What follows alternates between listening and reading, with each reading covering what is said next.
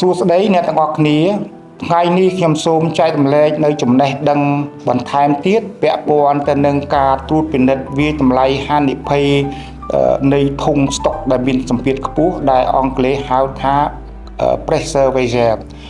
ធុងសម្ពាធដែលយើងប្រើប្រាស់រៀងរាល់ថ្ងៃវាតែងតែរងនៅសម្ពាធខ្ពស់សីតុណ្ហភាពខ្ពស់ឬក៏មានកកើតជាច្រេះបាទដោយសារតែការប្រើប្រាស់ក្នុងរយៈពេលយូរ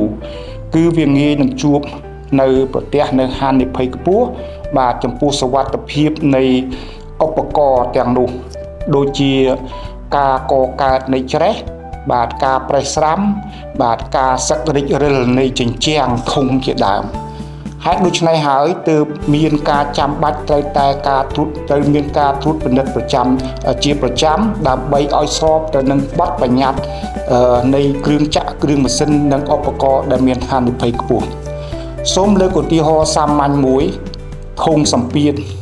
ខ្យល់ហើយឬក៏អូស្មန်បាទដាក់របស់រោងចក្រមួយដែលមានការប្រើប្រាស់ជាប់គ្នាក្នុងរយៈពេលយូរបាទមើលដោយរូបរាងខាងក្រៅទៅយើងមើលទៅហាក់ដូចជាពុំមានការខុសប្រក្រតីអ្វីនោះទេក៏ប៉ុន្តែបន្ទាប់ពីឆ្លងកាត់ការត្រួតពិនិត្យវាស់វែងវាយតម្លៃទៅលើកម្រាស់នៃជញ្ជាំងរបស់ធុងនោះមកយើងរកឃើញថាមានផ្នែកខ្លះនៃកម្រាស់ជញ្ជាំងនៃធុងសម្ពាធនោះមានការសឹកស្ដាងរិចរិលជាងមុនខ្លាំងដោយសារតែច្រេះស៊ីនៅក្នុងរយៈពេលវែងប្រសិនបើយើងនៅតែបន្តប្រើប្រាស់នៅក្នុងស្ថានភាពបែបនេះ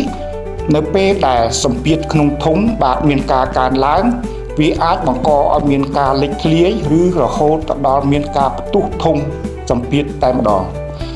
នេះហើយជាហេតុផលតម្រូវឲ្យមានការត្រួតពិនិត្យធុងសម្ពាធជាប្រចាំហើយយើងនឹងមិនអាចត្រួតពិនិត្យវាយតម្លៃតែទៅលើស្ថានភាពរូបរាងសម្បកខាងក្រៅតែប៉ុណ្ណោះទេក៏ប៉ុន្តែយើងត្រូវតែធ្វើការត្រួតពិនិត្យវាស់វែងវាយតម្លៃទៅតាមលក្ខណៈបច្ចេកទេស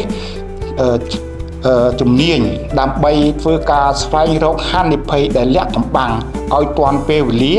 សំដៅដល់ការរកឃើញមុនបាទជួសជុលបានមុនដោះស្រាយបានមុននិងទទួលនៅសុវត្ថិភាពខ្ពស់ដូច្នេះការត្រួតពិនិត្យវាយតម្លៃហានិភ័យនៃធុងស្តុកមានសម្ពាធជាប្រចាំវាមិនមែនតែជាតម្រូវការតែច្បាប់នោះទេក៏ប៉ុន្តែវាជាវិធានការដ៏សំខាន់ក្នុងការធានាបាននូវសុវត្ថិភាពរបស់ខ្សែផលិតកម្មរបស់រោងចក្រនិងសហគ្រាសបាទសូមអរគុណ